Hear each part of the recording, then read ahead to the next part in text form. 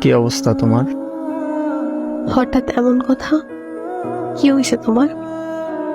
আরে তেমন কিছু না, বাসা দিয়ে নাকি ছেলে দেখছে। হুম, তো কি হয়েছে? ছেলের নাকি সরকারি চাকরি আছে। থাকতে পারে, জানি না। ও আচ্ছা। তুমি এত কিছু কিভাবে জানলে? তোমার কাজিন বলছে।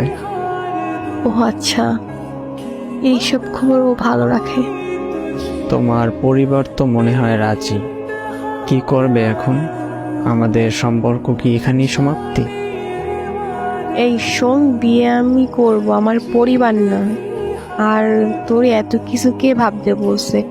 তোর সামনে পরীক্ষা, তুই পড়াশোনায় মনোযোগ দে।